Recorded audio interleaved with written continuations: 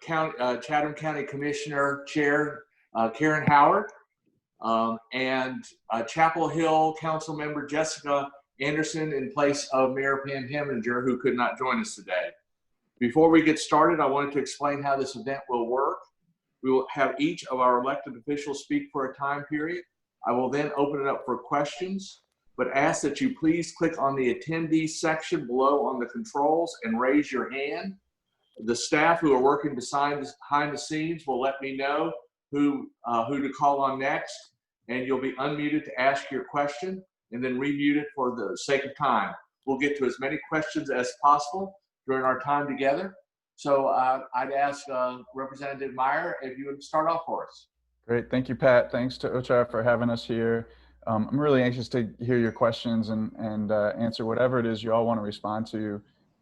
Quickly, from the legislative level, we had a very short session last week, and we were able to pass a relief package that does provide some significant first round appropriations for the state of North Carolina in the areas of healthcare, education, economic support, and government operations.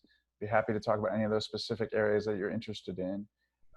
We are officially in our short session, but not meeting again until May 18th, when we will go back to work and hopefully do some additional work on coronavirus response, as well as possibly working on a state budget. We have received about $4 billion from the federal government for assistance to the current crisis, and we appropriated about $1.5 billion of that last week, and about $500 million of it went directly to the 3 largest counties. So we've got about $2 billion left in federal government assistance to work with. The big question with that remaining money is, will they allow us to use that for revenue replacement, which every level of government needs, which I'm sure that Karen and Jess will tell you that they also very much need that federal relief to allow the federal funds to be used for revenue replacement. I think that we will also do some additional legislative business over the next couple months, but probably not very much that's not related to COVID response. It's an election year, and there may be a few things that get controversial just so that people have things to campaign on, because that always happens. But I think that most of the work we do will be very directly related to the crisis. There's been excellent bipartisan work in the House over the last few weeks. That's been a real relief, and something very different than my previous 5 years experience in the legislature. I don't expect that'll last forever, but it is good to have had some consensus on at least what the first round of responses were. And so if you have specific questions that you want to know about related to any of the appropriations we've made or policy changes or anything, I'll be happy to answer those. Feel free to put them in the chat as well, and I can try and get you as detailed of answers as possible. Super. County Commission Chair Karen Howard, would you like to tell us what's going on in Chatham County and what you're seeing down there? Sure.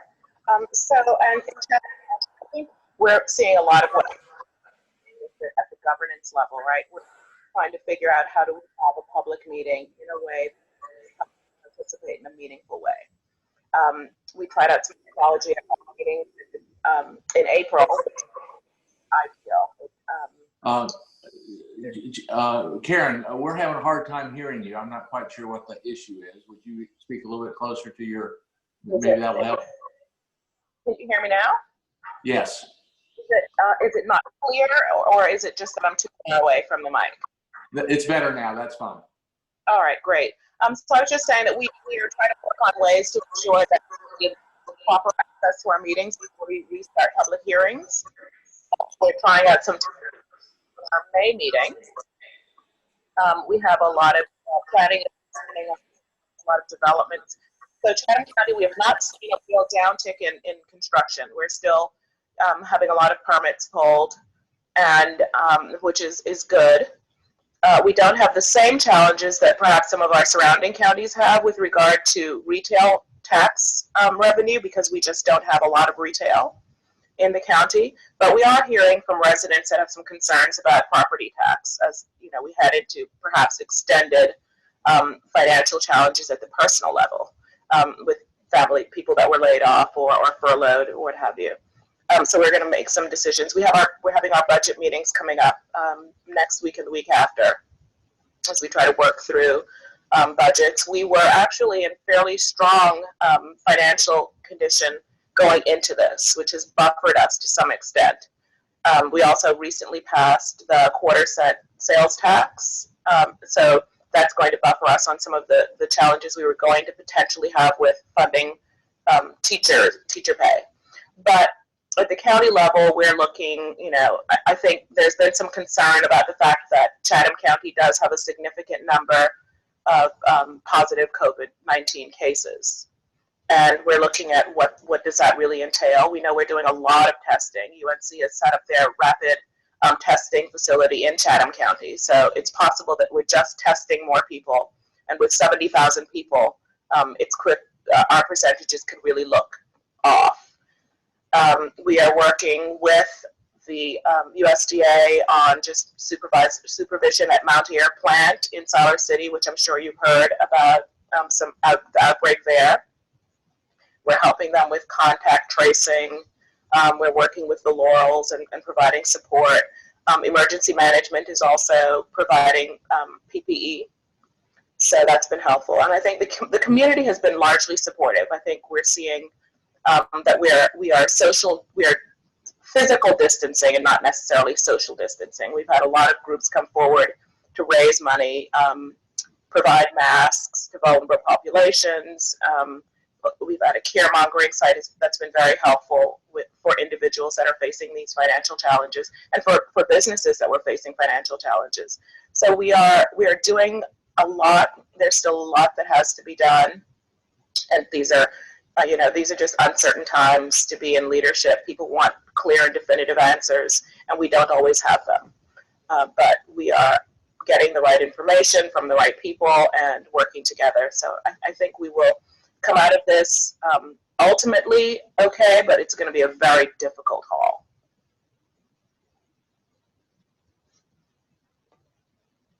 Bill? Pat, I couldn't hear you. Oh, I was just saying, were you done, Karen? Yes. Okay. Jess from Chapel Hill, how are you this morning? I am fine, thank you. I hope you all are well. Thank you for having me. I'm sorry that I'm not Pam Heminger. She sends her regrets. She had a conflict, so you're stuck with me.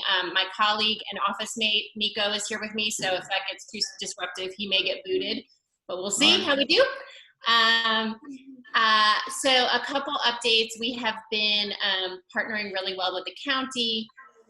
As you probably have heard, we do have some outbreaks in some of our continuing care and senior living facilities, and so they've gone in right away with strike teams. I think we've really contained those well. We've been working on making sure that we get food, rental assistance, utility assistance out to anyone who needs it. There's more information on our website about that. And we continue to do business. We're actually, I guess, a bit encouraged that we continue to get development applications and that people are planning on continuing with a lot of the projects that were in the pipeline. I think of interest maybe to this group is that we are really trying to position ourselves to work on that missing middle piece of housing. We're looking at that to really plan ahead and be proactive for Chapel Hill North, as well as some other locations. We also have the well office space coming to downtown, and we are working diligently. I know that you often hear that people want to live and work in Chapel Hill, so we're working on a parking deck on East Rosemary Street that would complement new wet lab space that would take over the Wallace deck, and that would be in conjunction with the CVS tower. So we're trying to work that through our process so that we can get a lot of new office space downtown. We also are obligated to follow the governor's gradual, very slow reopening plan. So we won't be putting anything additional in there, but We are working on an initiative to make sure that anybody who would like to have a cloth mask to wear out to protect themselves and mostly other people will have access to one. So we're going to be coordinating a bunch of community volunteers and making sure that those can get distributed as widely as possible through our food and security organizations. Anyone who's getting food hopefully will also get a cloth mask or two while he's back. We're just continuing to really try to have public meetings in a way where the public can engage. We are meeting virtually, and so you can always email, you can join us in our public meetings and even enter the room and make public comment virtually. So we're still here, we're still operating, and obviously our town staff is, really dedicating their time to keeping folks safe, making sure that our town services continue. Now, we have not seen the manager's recommended budget yet for this year, and I believe, Pat, that was kind of one of your questions, which is a $1 million question right now, is how will our budget be impacted?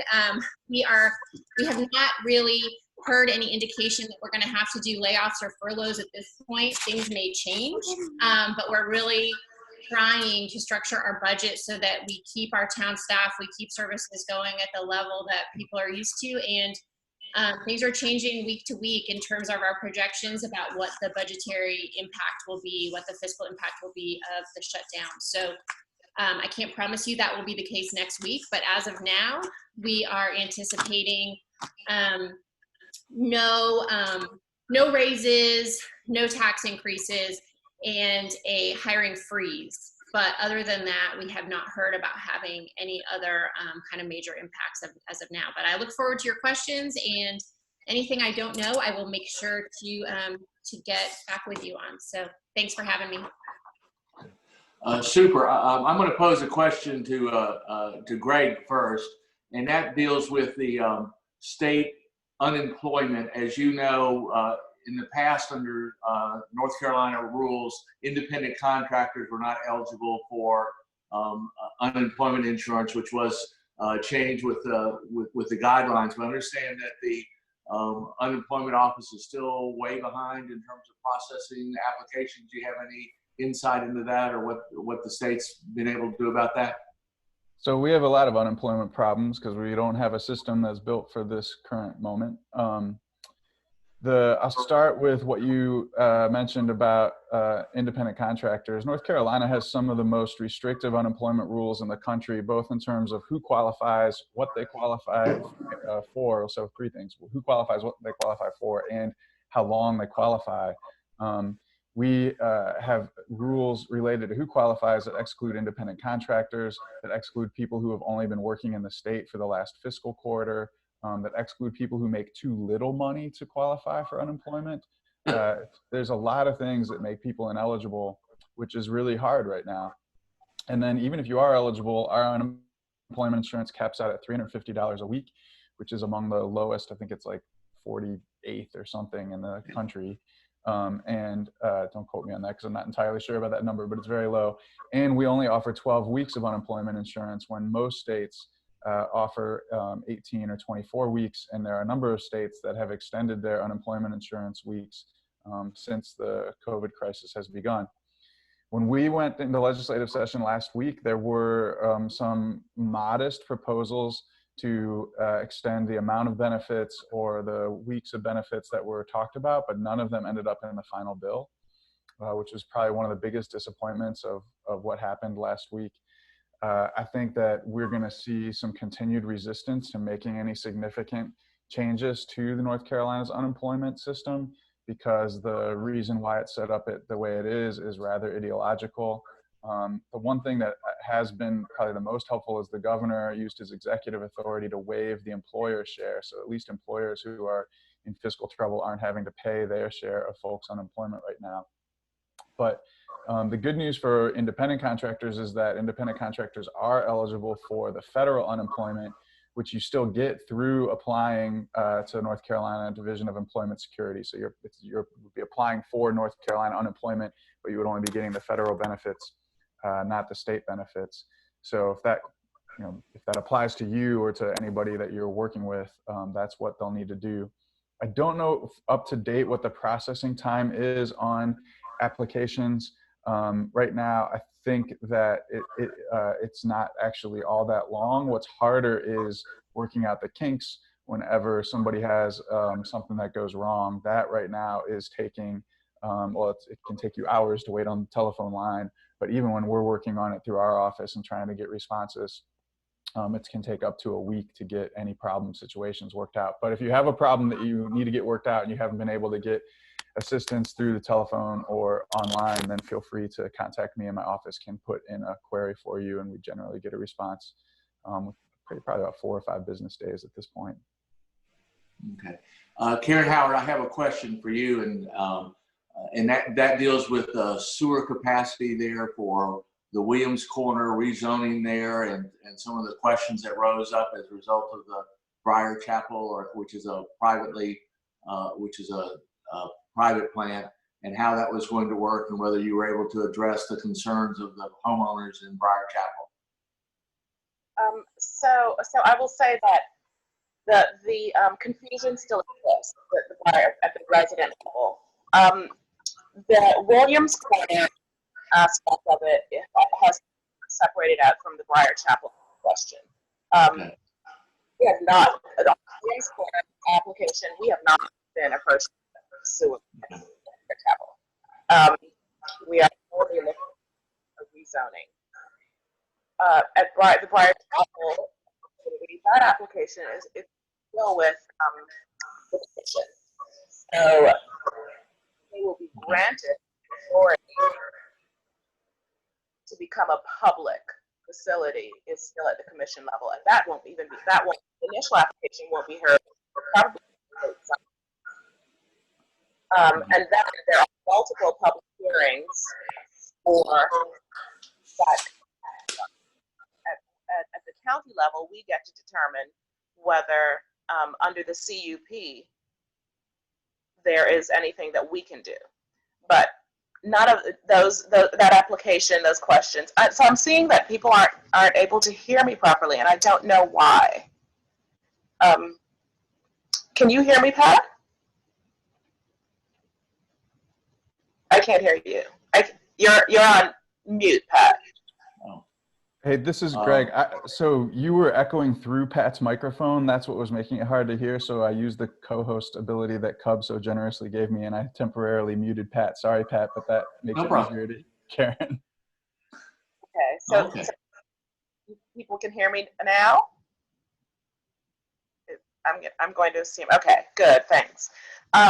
So the Briar Chapel application for the application for sewer capacity out of Briar Chapel's capacity has not yet come to us, and our authority vests under the CUP. And there we can determine whether they are, so right now it looks like it's up to 750,000 gallons. The request that's before the commission is for 1 million. And at the board level, that is where we have some say. We don't have any influence, and there is no application before us right now for a regional, it's a regional facility that is before the commission. And ultimately, we will get to weigh in on that, and how we weigh in will be determined under the CUP, and our planning department is looking at that. So I can say that I think there's probably still confusion at the community level. We are still continuing to get emails and letters because people they aren't making the distinction between the application that is presently in action and the ultimate decision that we'll be able to make when we're looking at the CUP. Question for Jess? Yeah, Jess, Tom here. At the town, it seems like the staff and the advisory boards have done a very good job continuing to meet virtually, taking public comment, and reviewing development applications.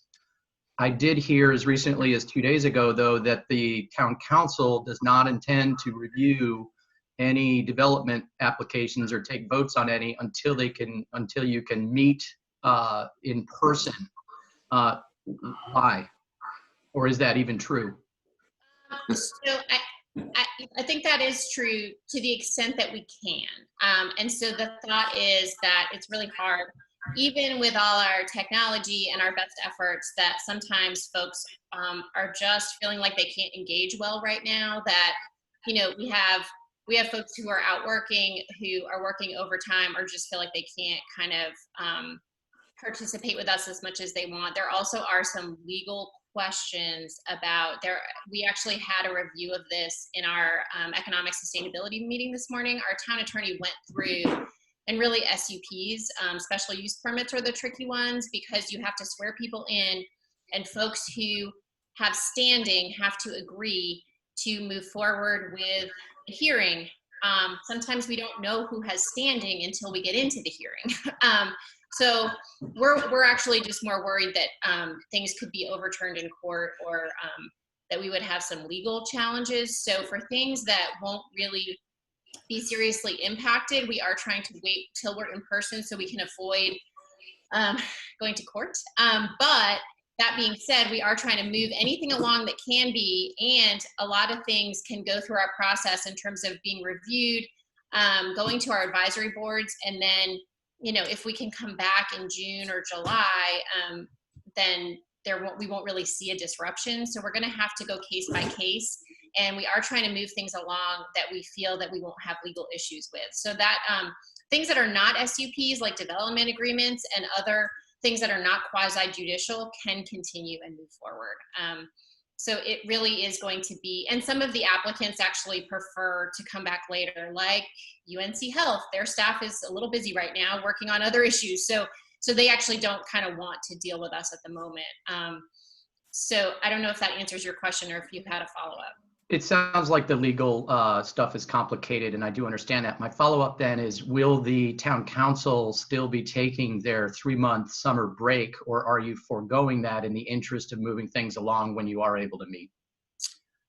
So there has been conversation about meeting in July. I anticipate that any of us, like myself, who were planning on not being here in July, will now probably be here in July. So my excuse for not meeting has disappeared. So I do believe that if we need to keep things moving in July will help that we will meet. There is a question of whether we'll be able to meet in person in July. We just don't know yet. So I think we are going to meet if we can meet in person safely and keep the public safe, then we will do so. And I think there have been conversations about coming back early or continuing later. Thank you. Sure. Ashley Campbell had a question for Karen Howard.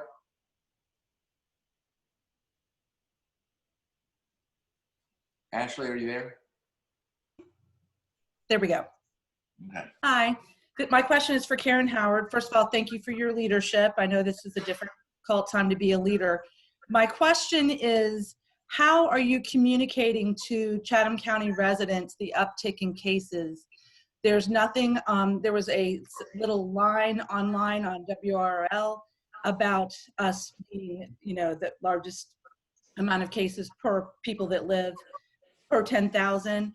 We're already a food insecure county, and you've got a major outbreak, probably more in Siler City than in Pittsburgh, but we only have 5 or 6 grocery stores in the entire county.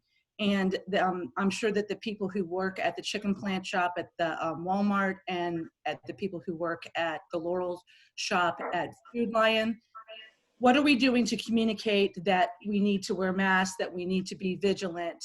Because people don't know. There's no information. I go on the website, the link is broken. So I had a conversation this week with the health department and the Board of Health.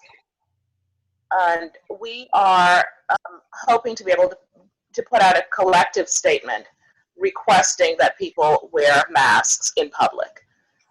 We have been hesitant to require it, have that policed, simply because our vulnerable populations are going to be the ones that have a harder time getting their hands on the mask. And so there's still, there's actually an ongoing conversation right now with emergency management, the manager's office, and the health department about how we can get that the face coverings, they are not masks, these are face coverings to the people that plants, people that work at any of our large employers. So, and there are multiple large employers that may not be providing them to their employees as a matter of course. And we are hoping to put out that request by early next week.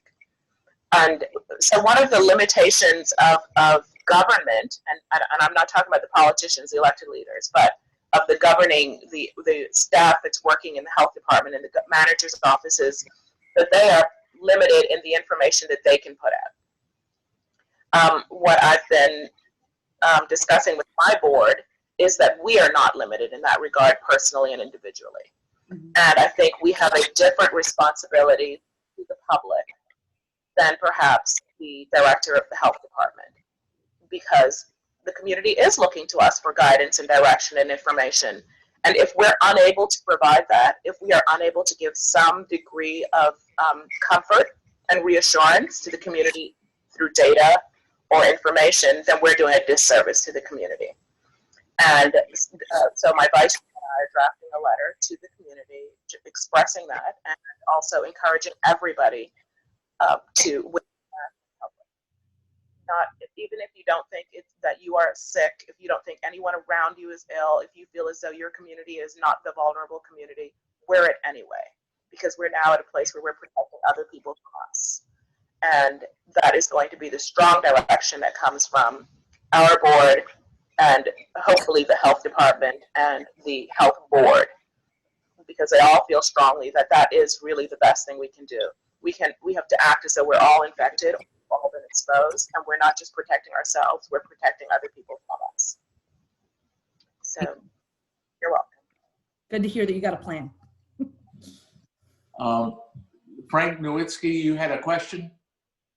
Yeah, this question's for Representative Meyer. Just want to thank you for your time today. One of the things that we had spoke about the Chatham County Commissioners, we had a conversation, I believe it was last summer. We have an issue in North Carolina where zip codes cross over county lines. And this has to do with sales tax revenue. Right now, sales tax revenue is going to be extremely important to all these counties. And it's not just Chatham this happens in. Is there a way you could look at maybe making the 5-digit zip code, using the full qualifying 9-digit zip code? So if you purchase something and have it delivered, like say you buy furniture in Wake County, have it delivered to Chatham, you want to make sure that we're collecting the revenue for Chatham County, being charged a Chatham County sales tax versus, so like the zip code I live in, it actually falls into, it's a Chapel Hill zip code. So that tax revenue, I would be taxed with the Orange County tax, and Orange County would get that revenue. So, and I know, I'm just using that as an example. I know this happens through a lot of different counties. Is there something you guys can do at a state level to kind of fix that? Are you asking, Frank, specifically about when you do online purchasing and when they assign the sales tax rate to your home address rather than their physical location? And I'm not even sure. I'm not sure about actual brick and mortar sales, but you know, if you go to a lumberyard and you buy lumber to build a deck, and you just give them the zip code, they're probably just putting in the zip code, and you know, you're getting taxed on. You know, my case would be the Orange County tax rate. But specifically, it's probably the online stuff. We've talked about that as there's so many overlapping codes. But if you only put in, if you're in, for example, in 275-516, which is Governor's Club and all those areas over there, that's a Chatham County physical location. The zip code and the state revenues go to Chapel Hill or go to Orange County because of the overlap in the zip code districts. So I know Orange County doesn't think that's great, but if I'm Chatham County, which is where I happen to live, I want that. I want those sales tax revenues to come to Chatham County. So just I don't know what this. I mean, tax law is fairly technical, and I probably don't know all of the technicalities on this. I do know that if you sell, if you purchase something at a brick and mortar store Right. that is in the 27517 zip code, at the whatever the shopping center is across from Governor's Club, Right. that tax revenue stays in Chatham County. Right. It's not a, but I think that Frank's question about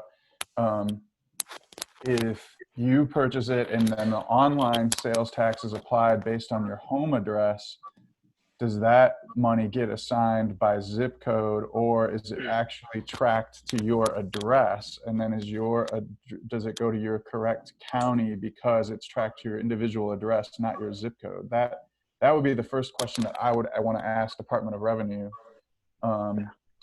In fact, I don't know, so I don't know the answer, but this is what I'll do. I will text my liaison at the Department of Revenue right now and ask him and try and get you an answer before the end of the call, and we'll see. Greg, if I could chime in, I have a construction company, and we see it all. This is Chris Ehrenfeld with Bold Real Estate. We have a construction company also, and we do a lot of business in Chatham County.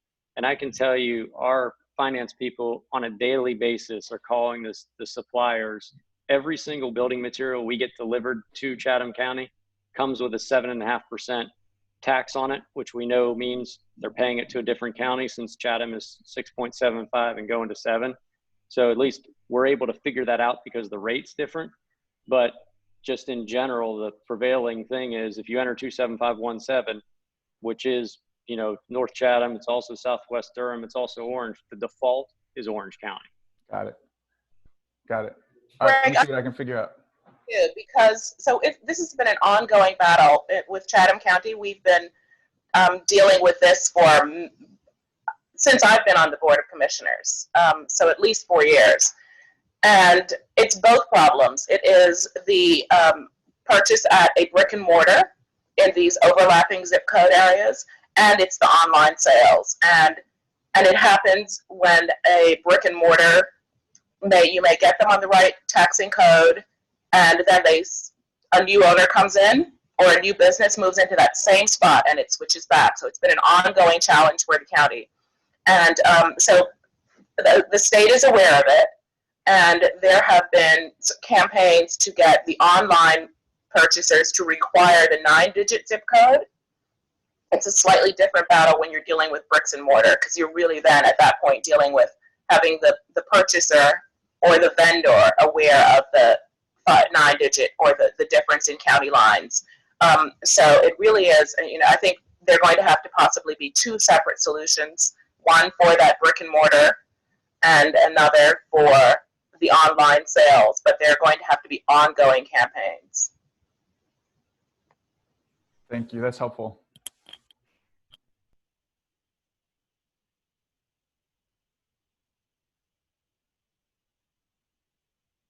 Pat, I think you're still muted. Diane Gray, you had a question?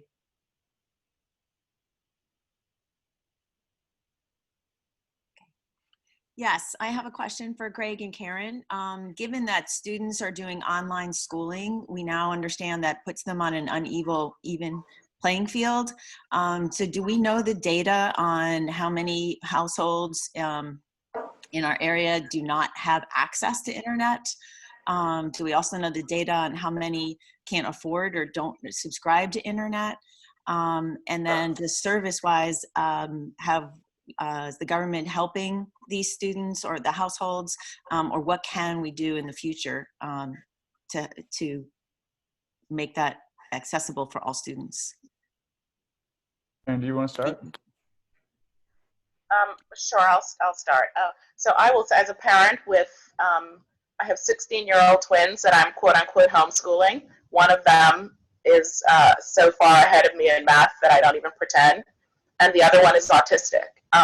So we are facing, I think we're going to have an uneven playing field when these kids get back to school, that will be magnified by the fact that parents have been having to quote unquote homeschool. As for the access to Wi-Fi, I don't know the data. We may actually have the data, but we are very aware of the fact that there are pockets of this county that either have insufficient or no access to reliable internet. And what we've been saying as a county, and we've been saying at the commissioner level, is that we really need to treat it like a utility. We wouldn't have families that don't have access to water or electricity, and we can't tolerate this either. It doesn't just place the kids at a disadvantage, it places the whole family at a disadvantage. I will say that our school system has been working on this challenge and perhaps making better headway than we have at the commission level. And they are they have buses that have Wi-Fi, and they park in various locations. We have Wi-Fi available in some public spaces, the library. So the students are all given information to tell them where is it that you can go to get Wi-Fi. But for the kids that we know don't have access, some of the schoolwork is downloaded on their portable devices, whether they have a laptop or a tablet. Every kid has been given access to a portable device. And other kids get actual paper packets delivered to their homes, so that there is some parity in the material that kids are getting. But again, I acknowledge that this is a battle that we're going to continue to face as long as we are letting the internet service providers tell us whether an area is properly covered or not. So in Orange County, we ran a project a couple of years ago that did get a pretty good count of the numbers that we think of households that don't have access to internet at all, or households that don't have the access that their children need, even if it's available to them. And the county's done some proactive stuff. The county has a $500,000 project to build wireless broadband in areas that don't have fiber-based broadband services. That project's going a little slower than everybody wants. And I think it'll be useful to figure out what else is possible now. One thing in the federal CARES legislation, the money that has been appropriated to counties from the feds through the state to the counties now, that money is able to be spent on broadband expansion if counties are interested in doing that. But there's going to be so many competing needs, and broadband expansion is expensive. At the state level, this crisis has really changed the dialogue about broadband access in the legislature. Our legislature has been hostile to public investment in broadband access for a long time. But we put $9 million into our state GREAT fund, which is the broadband grant-based program, grant for extension of broadband. We put $9 million into that in the legislation we passed last week.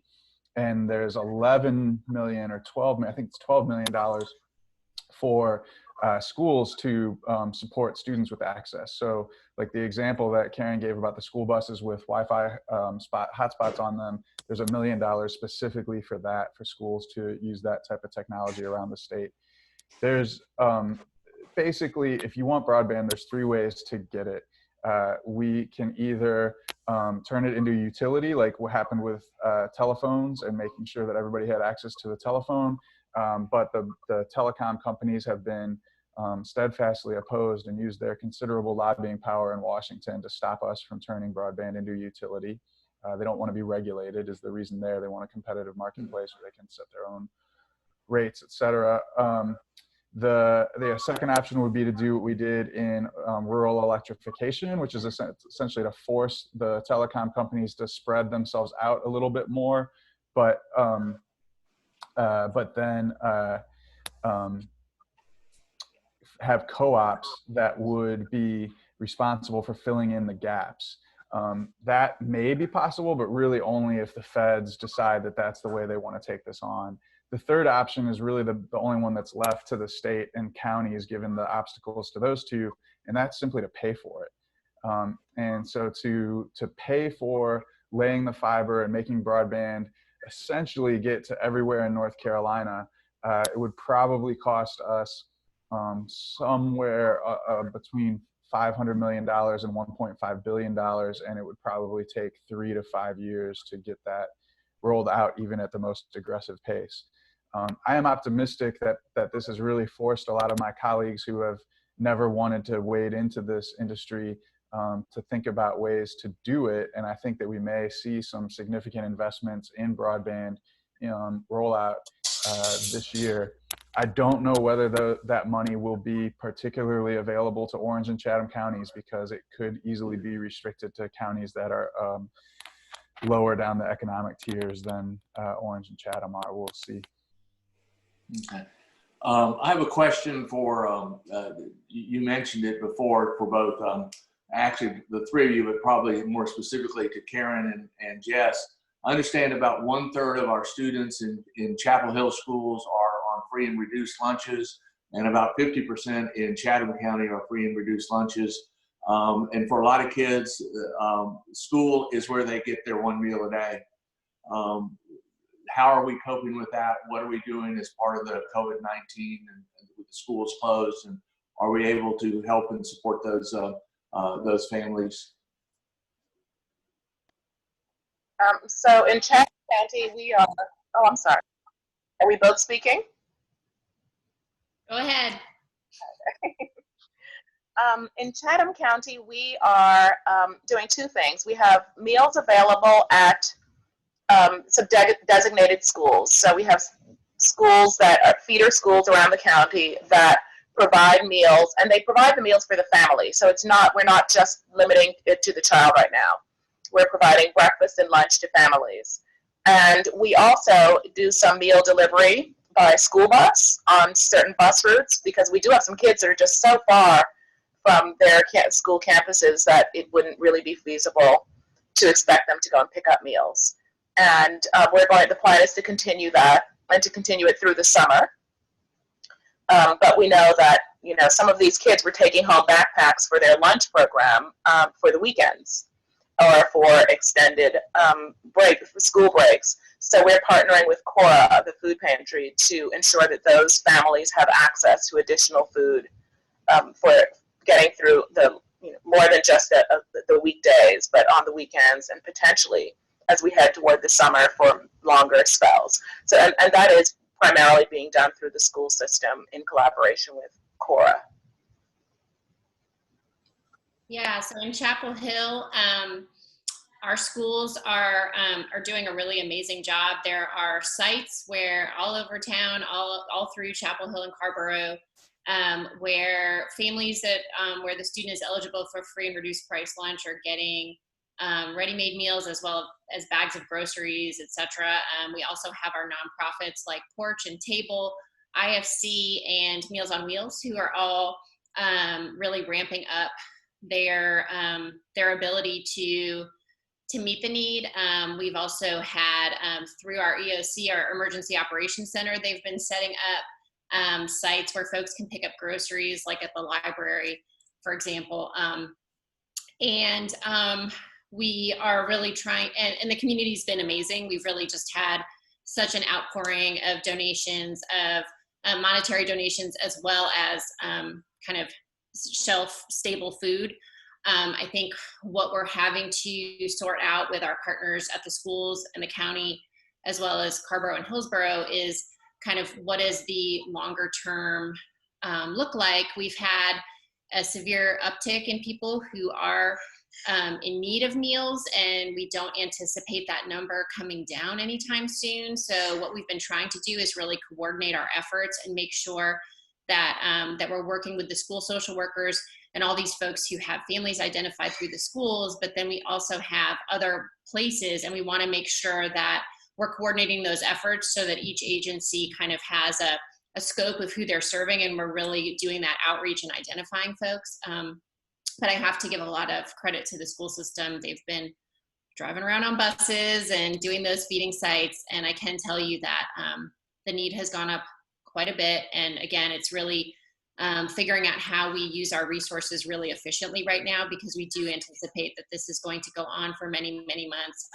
Even once we're fully reopened, there will be folks who are still reeling from the impact of this economic shutdown. So we're looking at it not only in the short term, and we have a lot of food going out there into the community, but how do we sustain this over the long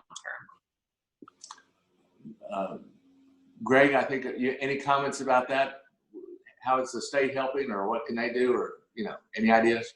In last week's bill, we appropriated $95 million for feeding students, and I think there is additional money in the CARES package and a significant commitment from everybody at the state level to make sure that there's funds available. We also, I think, put $25 million into food banks last week, and there's a large amount of food assistance that is going to be sent out.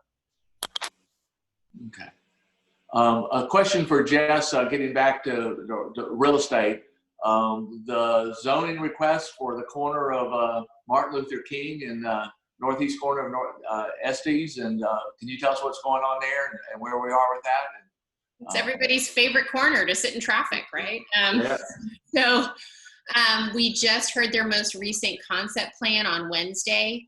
I can say for myself personally, not speaking for the council, I do think the plan has improved in terms of the urban design. It has some interesting elements.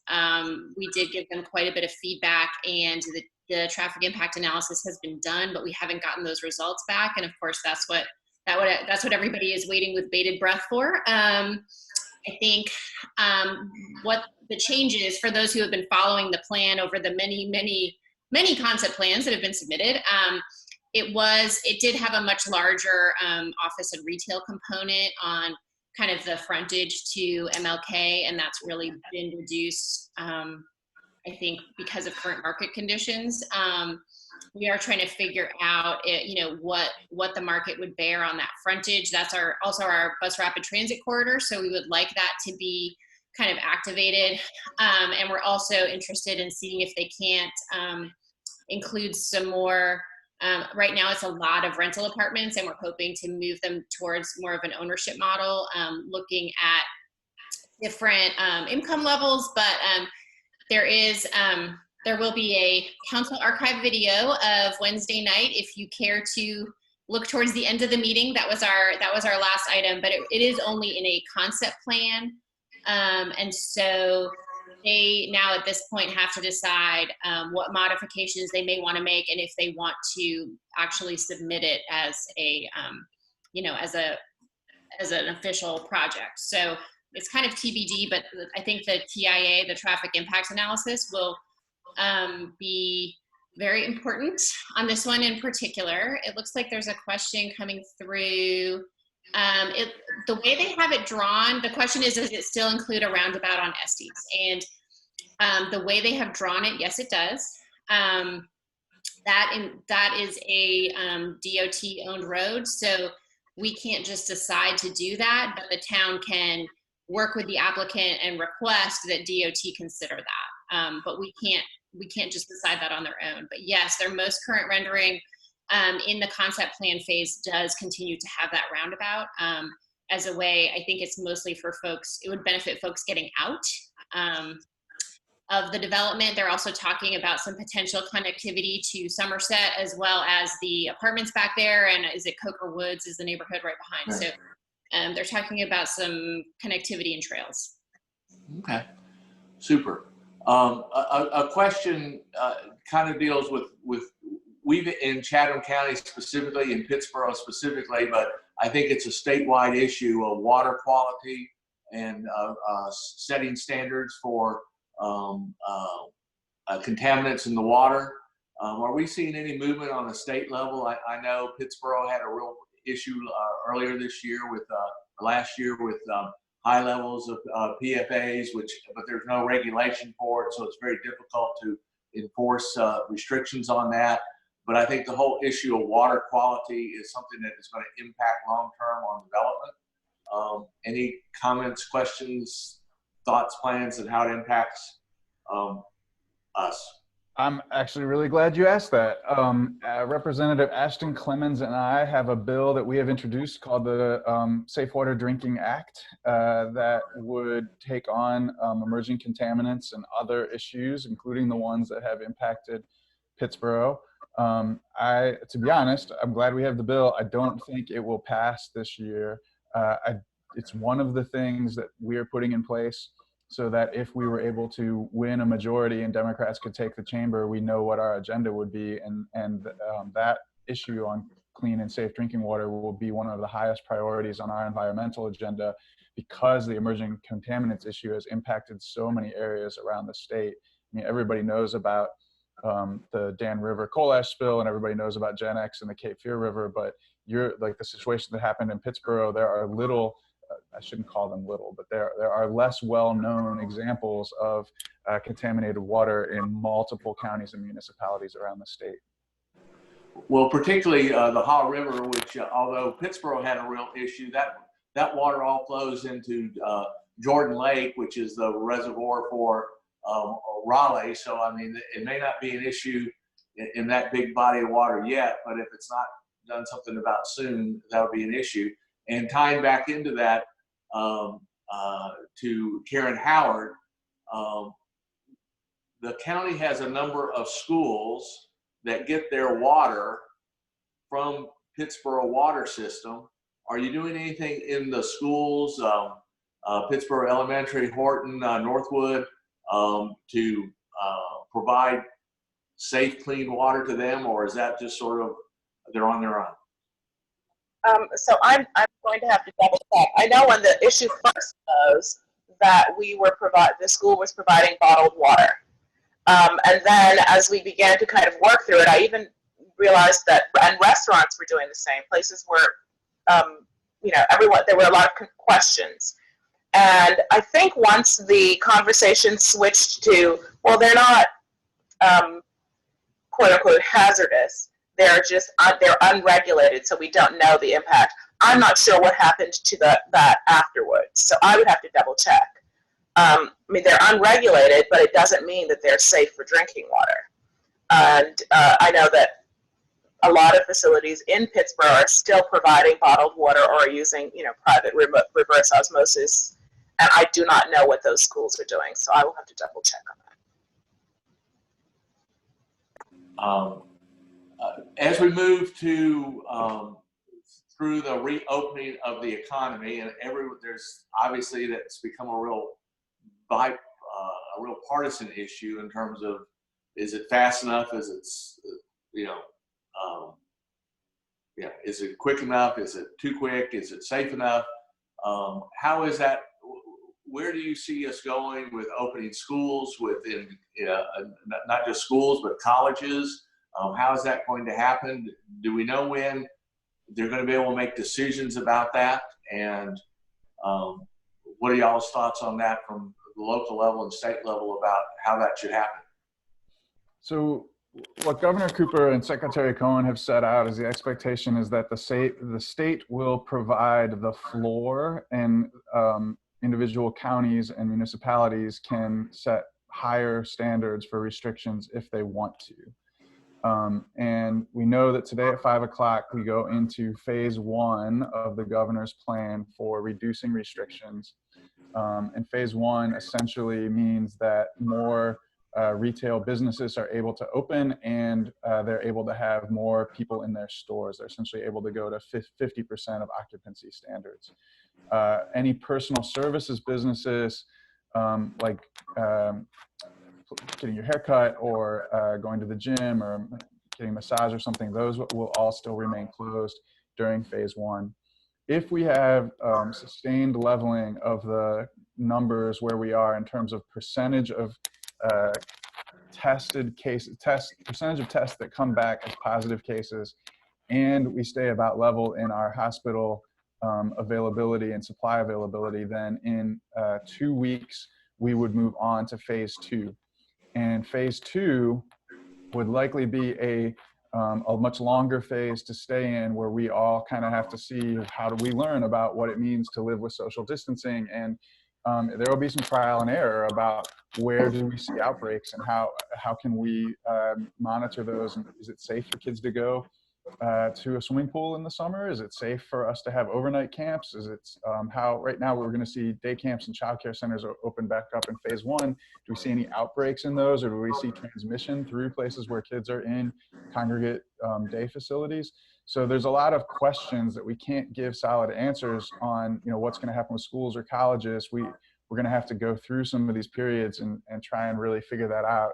I think that reading between the lines, and I don't want to put any words in Secretary Mandy Cohen's mouth, but reading between the lines in what she says, I think that she believes that the level of transmission that we have right now could be pretty consistent for the next 2 years until we get a vaccine, basically. And that her team is trying to figure out if we have this level of transmission where it's essentially 400 or 500 cases a day, can we live with this? And how much can we release the restrictions and not see the numbers go up too much? It's going to depend a lot on social pressure of us all wearing masks and using social distancing and making sure that other people do, so that once we are more out and about, that we don't have an increase in the transmission. Jess, anything from any observations from Chapel Hill?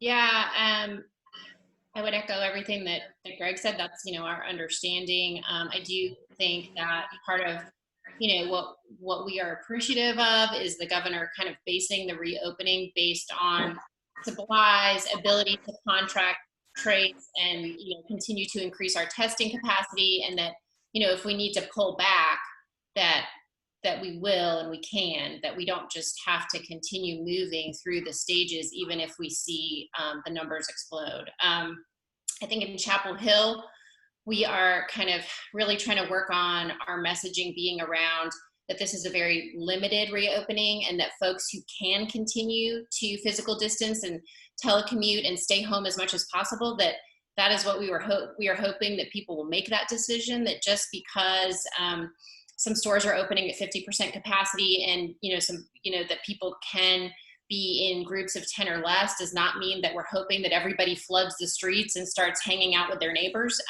As much as we would love to get people back there, that is not what we are expecting or hoping. We also are going to really be working on, and I think in Chapel Hill, folks have done a great job of wearing masks and physical distancing.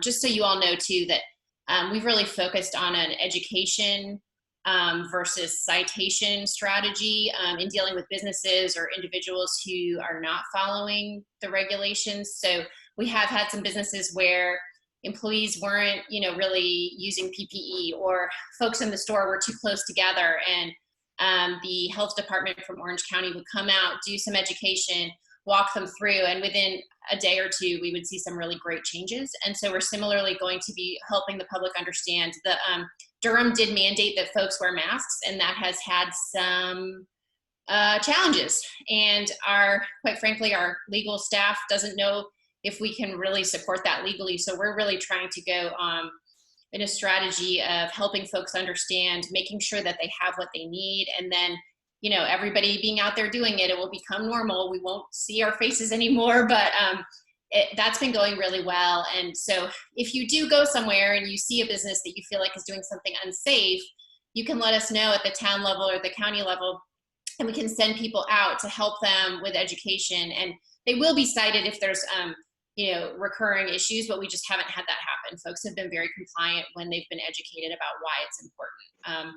In terms of schools, obviously that's a huge one for us. Having a lot of undergrads come back to Chapel Hill would be a real challenge for us. So the university is communicating with us about what that can look like. But so far they've been messaging a very optimistic outlook that they are coming back in person in the fall. And I can only imagine that will change week to week, and that decision, I think, may change or it may not. But we may have a lot of young people here, so we will have to figure out what that looks like, and obviously how that impacts our housing market, because I think dorms will be a challenge as well. So we are thinking through all those things, and I wish I could give you better answers on where we are. We just don't know yet. Pat, so just respectful of Senator, sorry, I just promoted him, Representative Greg Myers' time. He has a hard stop at 11:30. So anyone else that has a question for Greg, let's get it up so we can get him on to his next scheduled appointment. Thank you, Cub. And I think Karen Howard also has a hard meeting, a hard 11:30 meeting. So I think it's probably a good time to wrap this up. We appreciate Greg and Karen and Jess joining us. And this session was being recorded for anybody who couldn't be here. I encourage you guys to wear masks, to be safe, wash your hands, all those things that will help us and the people around us stay safe. And I appreciate y'all coming today. Thank you. Thank you, everybody.